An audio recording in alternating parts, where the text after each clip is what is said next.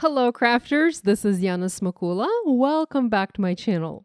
This is another episode of the It's a Christmas Season card making video series for 2021.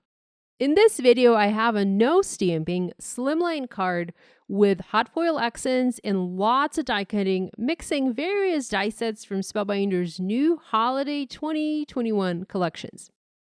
I'm always looking for different ways to use the products I have and to try to mix various sets for more creative options. And this card in this video is no exception. I started working on this project by hot foiling snow.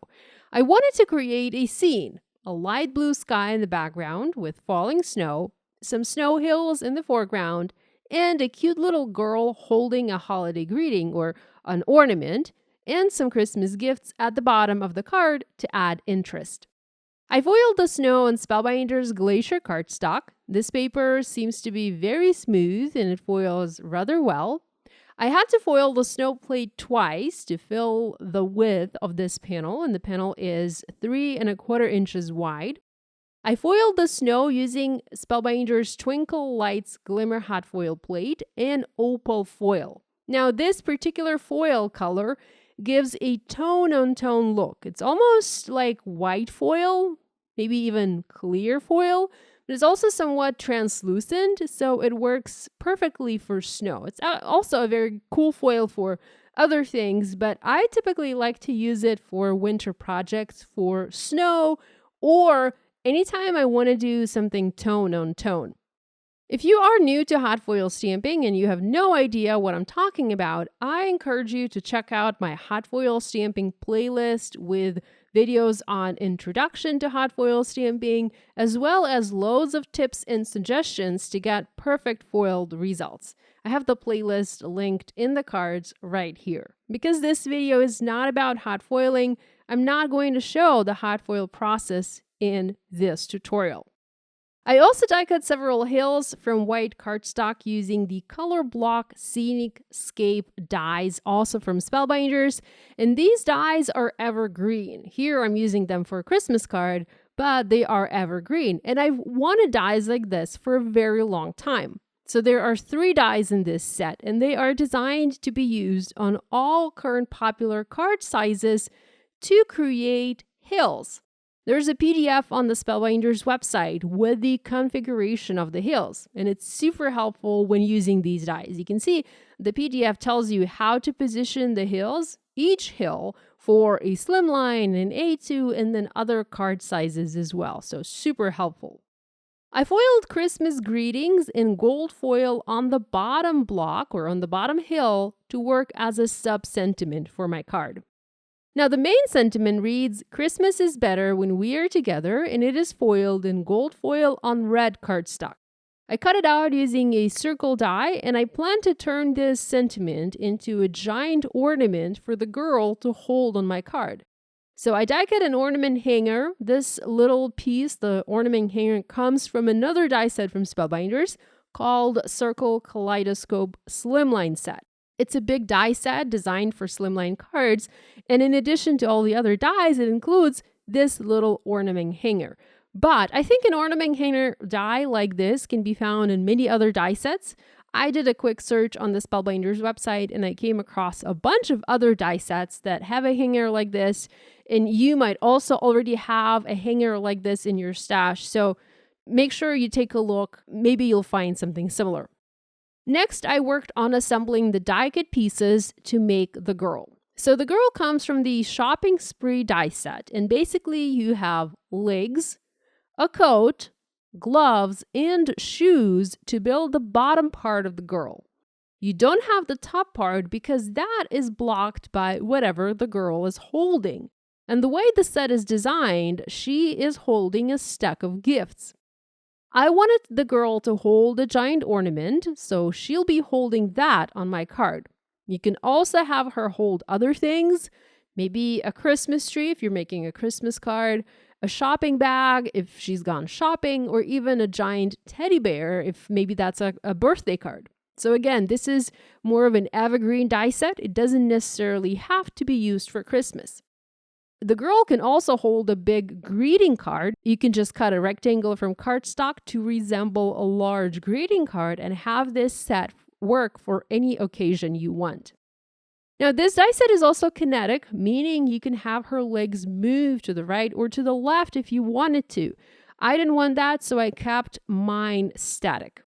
I used white flocking paper and then rose gold paper for her shoes, and then also rose gold paper for the buttons on her coat and her gloves.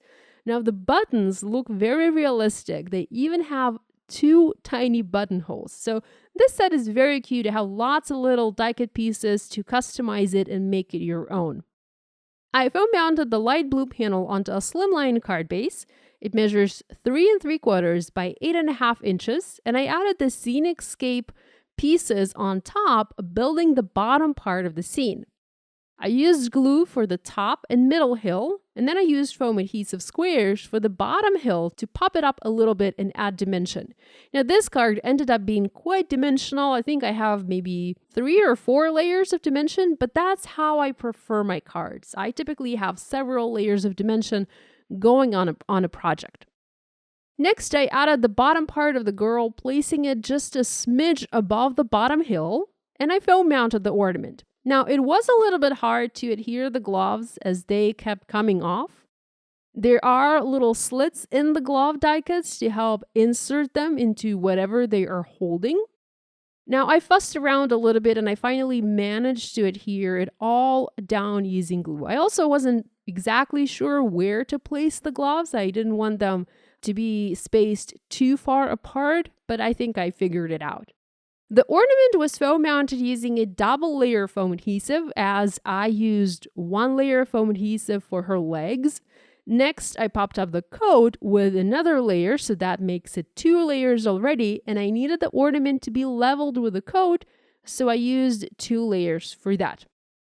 I actually doubled the ornament. I backed it up with another circle die cut, and I cut that from white cardstock, and I adhered it from the back of my foiled ornament to make that die cut sturdier. If you look at the photos, you can see a little bit of white peeking from the side. I often like to do this to double or even triple things up if I'm using a die, of course, as that is very easy to do using a die. But that also adds extra weight to the card, and your card might end up needing extra stamps when you mail it. Next, I worked a little bit on embellishing my scene. I pulled out my old 2-in-1 and some stylus tips, and I die cut a bunch of little flowers from the same die set, Shopping Spree, and I cupped each flower by pressing with my medium-sized stylus in the center of each floral die cut. So I didn't shape the petals, I just cupped them by pressing in the center.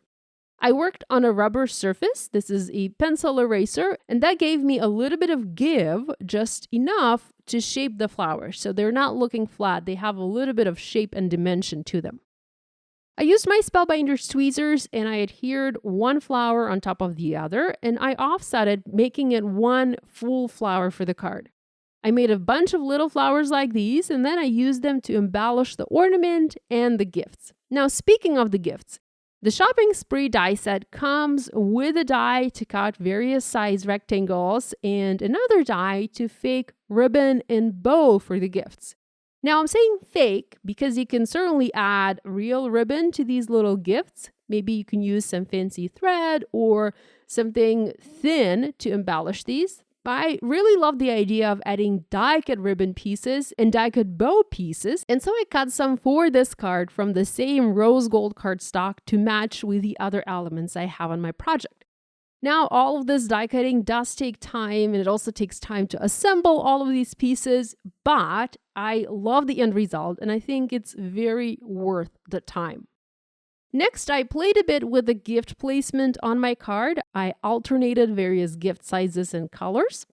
I went for a softer pastel color combo this time. I used Spellbinders Glacier, that's blue, light blue, Spellbinders Alabaster, that's the pale yellow, and Hero Art's Peony colors, that's pink.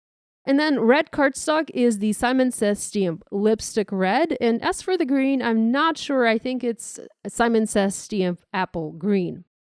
It helps to use tweezers to position little things like the gifts. I was able to easily move them around until I was happy with the placement. And then I also used the little tweezers to position the flowers, the leaves, and the bows.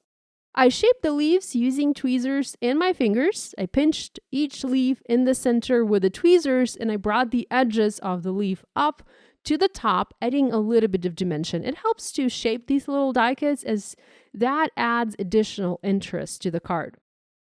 Lastly, I embellished this card with the Spellbinders Crystal Mix Gems.